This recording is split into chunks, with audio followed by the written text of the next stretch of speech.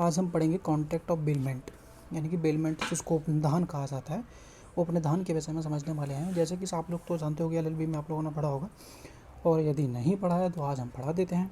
और यदि कोई भी और सब्जेक्ट और टॉपिक है जो आपको समझ में नहीं आता हो, तो अगर आप पढ़ना चाहते हैं तो कमेंट में डाल दीजिएगा टॉपिक, मैं उसके ऊपर वीडियो बना दूँगा।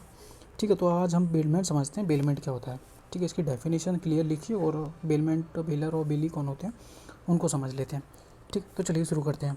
148 सेक्शन 148 कॉन्ट्रैक्ट सेकंड का, जो कि बेलमेंट के बारे में बात करता है। बेलमेंट क्या होता है, जिसको हिंदी में उपनिधान कहा जाता है। उपनिधान क्या होता है, एक तरह से एक चीज़ है, अपने पास कोई चीज़ है, हम सामने वाले को देते हैं और वो उसको यूज़ करने के बाद आपको चीज़ वापस कर देता है।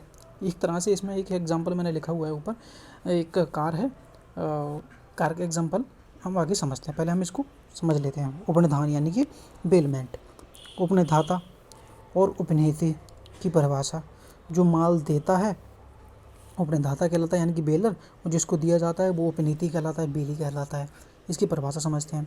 उपनिधान एक व्यक्ति दूसरे व्यक्ति को किसी प्रयोजन के लिए, प्रयोजन यानी कि कोई पर्पस हो रहा है, किस पर्पस के लिए ले रहा है, कोई चीज़ लेगा तो उसको पीछे कोई मोटिव तो होगा ना लेने का, तो क्यों ले रहा है, पर्पस के लिए इस संविदा पर माल प्रदान करता है। किस पे ले रहा है, कॉन्ट्रैक्ट पे ले रहा है। जब वह पर्पस पूरा हो जाएगा तो वह उसे लौटा देगा, यानी कि जब तुम्हारा जो जिस पर्पस के लिए ले रहे हो वो तुम्हारा पूरा हो जाए, तुम्हारी चीज़ वापस कर देना, नॉर्मल सी बात है। तो इसको कॉन्ट्रैक्ट ऑफ बेलमेंट कहा जाता है, यानी कि जो एक व्यक्ति दूसरे व्यक्ति को किसी पर्पस के लिए कोई चीज़ संविदा के थ्रू देता है, और वो पर्पस जब पूरा हो जाता है तो उस माल को वापस करना पड़ता है। ठीक है, या उसे प्रदान करने वाले व्यक्ति के निर्देश के अनुसार अन्यथा व्यनित कर दिया जाए। इसमें एक एक्सप्लेनेशन भी है, वो भी हम समझाएंगे। जो क्या कहता है, माल का प्रदान करने वाला व्यक्ति उपनिधाता बेलर कहलाता है, और वह व्यक्ति जिसको माल दिया जाता है वो बेली कहलाता है, यानी कि उपनीति। बेलर बेली समझ लीजिएगा, इससे याद हो जाता है। ये हिंदी के वर्ड थोड़े अजीब हैं। ठीक है, ये बेलर है, ये बेली है, यानी कि जो कार का ओनर है वो ए है, बेलर है, और जिसको दिया जा रहा है, उधार दिया जा रहा है, किसी पर्पस के लिए दिया जा रहा है, तो उसको बेली मान लेते हैं। ये बेली है। इसने कार मांगी थी, भाई अपनी कार दे दे, मेरे को थोड़ा अपने गाँव जाना है और मैं गाँव से आने के बाद आपकी कार वापस कर दूँगा। तो भाई उसने बोला हाँ ठीक है ले ले भाई, कोई दिक्कत नहीं है। तो इसने इसको अपनी कार दे दी। तो ये कॉन्ट्रैक्ट के थ्रू उसने दे दी कि 2 दिन के लिए ले जा, और 2,000 रुपये या 5,000 रुपये जितने भी बनते हैं, या फिर जैसे भी दे रहा हो, और उसको वापस कर देना। तो कॉन्ट्रैक्ट के थ्रू उसने एक कार इसको ले ली अपने रेंट के लिए। तो ये होता है बेलमेंट, इसको बेलमेंट कहा जाता है। अब इसकी हम एक्सप्लेनेशन भी समझते हैं। यदि वह व्यक्ति जो अन्य के माल पर पहले से ही कब्जा रखा है, यानी कि ऑलरेडी इसके पास इसकी गाड़ी पहले से इसके घर पर रखी हुई थी, उसका धारण उपनीति के रूप में संविदा करता है, संविदा करता तो वह तदनुसार उपनीति हो जाता। मतलब वो बोल रहा है, यदि दोनों के बीच में बाद में, यानी गाड़ी तो उसके खड़ी ही है इसके घर पे, लेकिन बाद में ये लोग कॉन्ट्रैक्ट आपस में कर लेते हैं कि मैं बेली बन जाता हूँ, मेरे को गाड़ी चाहिए, थोड़ा यूज़ करना है। अभी तो खड़ी थी, सिर्फ उसके पास कब्जा था लेकिन यूज़ नहीं किया। उसने बोला मेरे को थोड़ा गाड़ी यूज़ करना है, तो कॉन्ट्रैक्ट कर लेते हैं, 2 दिन के लिए एग्रीमेंट किया। तो वो अब क्या बन जाएगा, उपनीति हो जाएगा। यानी कि जब वो कॉन्ट्रैक्ट रूप में संविदा करता है तो वह उपनीति हो जाता है, और माल का स्वामी उसका उपनिधाता है, यानी कि जो मालिक था वो अब कौन हो जाएगा, बेलर हो जाएगा। यद्यपि चाहे वह माल उपनिधान के तौर पर प्रदत्त नहीं किया गया हो, चाहे ऐसा जो माल था, जो गाड़ी थी, बेलमेंट के तौर पर नहीं दी गई थी, वो पहले उसके घर पे ही खड़ी थी, बाद में लोगों ने कॉन्ट्रैक्ट कर लिया।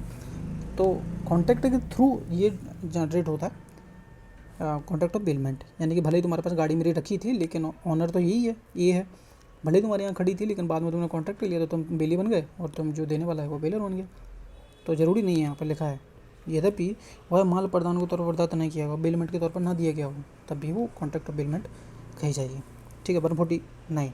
तो कॉन्ट्रैक्ट ऑफ बेलमेंट मैं इसको समझा देता हूँ। एक तरफ ये मालिक है, और ये इसने कोई रेंट के लिए, मैं गाँव जाना है, इसने कोई कार ले ली 2 दिन के लिए या 3 दिन के लिए, कॉन्ट्रैक्ट में किसी जो अमाउंट है रेंट वगैरह वो सब लिखा हुआ है। तो जो हुआ इन लोगों के बीच जो रिलेशन बना है, बेलर और बेली, तो जिस पर्पज़ के लिए गाड़ी ली है, कब लौटाएगा, तो वो सब क्या कहलाएगा, कॉन्ट्रैक्ट ऑफ बेलमेंट। 149 सेक्शन 149 समझते हैं। उपनीति को प्रदान किस प्रकार किया जाएगा, यानी कि जो बेली है जिसको कार दी जा रही है उसको कैसे देंगे हम कार, वही समझते हैं।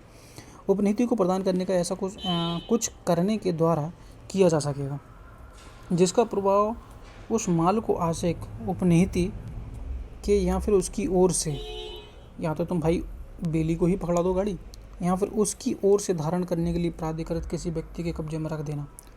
उसकी ओर से, बेली की ओर से, उसका नौकर है, उसका मैनेजर है, उसके घर पे कोई है, उसको मेरे घर पे गाड़ी डिलीवर कर देना, मेरे मालिक को दे देना, मेरे मैनेजर को दे देना। तो उसकी तरफ से प्राधिकृत किया गया हो जिस व्यक्ति को, उसको दे दो, या फिर आप खुद उसी को दे दो जिसको आप देना चाहते हो। कैसे दोगे? जैसी तुम्हारी चीज़ होगी। ठीक है, तो ये हो गया 149। 150 ये भी समझ लें। उपनीति माल की त्रुटियों को प्रकट करने के लिए उपनदाता का कर्तव्य, बेलर का कर्तव्य। भाई तुम ऑनर हो, कोई गड़बड़ है गाड़ी में तो तुम बता दो भाई पहले ही, अगर इसको लॉस हो गया तो तुम्हें भरना पड़ेगा। क्लियरली बात है, तो वही समझते हैं। उपनिधाता उपनिहित माल की त्रुटियों को उपनीति से प्रकट करने के लिए आबद्ध है, यानी कि जो बेलीस को बताने के लिए बाउंड है, आबद्ध लिखा है यहाँ पे, बाउंड है, जिसकी जानकारी उपनिधाता को हो। जो जानकारी उपनिधाता को पता हो कि गाड़ी के ब्रेक कम लग रहे हैं, भाई तू ठीक से चलाना, 80-90 मत भगाना है, ठीक से चलाना, गाड़ी की ब्रेक कम है, जो तुम्हें पता हो वही तो बताओगे। और जो उसके उपयोग में तत्वत विघ्न डालती हो, जो सामने वाले व्यक्ति जो ले रहा है उसको एक विघ्न में डाल सकती हो, मुसीबत में डाल सकती हो, या फिर उपनिहित को साधारण जोखिम में डालती हो। उपनीति बेली को कोई मुसीबत में डाल सकती हो आगे चल के भाई, तो तुम पहले ऐसी चीज़ें जो भी गाड़ी में कमी हो वो सामने वाले को पहले ही बता दो। और यदि वह ऐसा प्रकटीकरण नहीं करता तो वह उपनीति को, यानी कि बेली को, ऐसी जो नुकसानी प्रत्यक्षता उद्भूत नुकसानी के लिए उत्तरदायी होगा। जो सामने वाले बेली को यदि कोई नुकसान हो जाता है, गाड़ी पलट जाती है, खेत में कूद गई, भाई गाड़ी तुम्हारी ब्रेक नहीं लगी, तुमने बताई नहीं थी गाड़ी के ब्रेक कम लगते हैं, या फिर फ्यूल ज़्यादा खाती है तुम्हारी गाड़ी, तुमने नहीं बताया, आधी रास्ते में फ्यूल ख़त्म हो गया, तो ये जितनी भी कमियां तुम्हारी गाड़ी में हैं तुम्हें पहले ही प्रकट करना पड़ेगा सामने वाले को। और उसके बाद यदि उस सामने वाले को कोई डैमेज हो जाता है तो उसके जिम्मेदार तुम होगे, उत्तरदायी होगे। कौन होगा? बेलर। बेलर की जिम्मेदारी भी है तुम्हें बताना कोई गलतियाँ। यदि माल भाड़े पर उपनीत किया गया है, भाई सीधे ये एक तरह से वार्निंग समझ लो, यदि तुमने रेंट पे कोई माल लिया है तो उपनिधाता यानी कि बेलर को ऐसे नुकसान के लिए उत्तरदायी है। जो भी नुकसान हो उसके लिए बेलर बाउंड है, वही उत्तरदायी है, तुम्हें देना पड़ेगा। चाहे उपनिहित माल की ऐसी त्रुटियों कोई अस्तित्व से वह परिचित था या नहीं था, चाहे तुम्हें ऐसी कोई पता हो, उसे मतलब जो ऑनर था उसको नहीं पता था कि गाड़ी एवरेज कम देती है या फिर ब्रेक कम लग रहे हैं, और तुमने सामने वाले को बताया भी नहीं, तुम्हें पता भी नहीं था, और सामने वाले का तो डैमेज हो गया, तो उस कंडीशन में अगर आपने भाड़े पे ली थी तो बेलर को भाई उसकी नुकसानी देनी पड़ेगी। ये 150। तो ये था हमारा कॉन्ट्रैक्ट ऑफ बेलमेंट। और इसमें कुछ समझ नहीं आया हो, इसमें कार वाला एग्जांपल ले लेना। मैंने सभी जो मैंने पढ़ाया है तो सभी के लिए मैंने एक एग्जांपल आपको सेट करके दिया है, जिससे आपको वो एकदम से रिमाइंड आ जाएगा। जब आप एग्ज़ाम वगैरह में लिखते हो तो आपको एकदम से याद आ जाएगा कि इसमें कार वाला एग्जांपल है, उसमें दुकान वाला है, इसमें एक चाय वाला। तो कंटिन्यू गारंटी मैंने चाय वाला एग्जांपल दिया था, और गारंटी वाले में मैंने एक दुकान वाले का एग्जांपल दिया था। तो एक तरह से सभी एक एग्जांपल लेके चलना, तो आपको ये जल्दी रिमाइंड हो जाएगा। कोई और टॉपिक हो, कोई टॉपिक समझ नहीं आ रहा हो, कोई वर्ड समझ नहीं आ रहा हो, आप कमेंट कर सकते हो।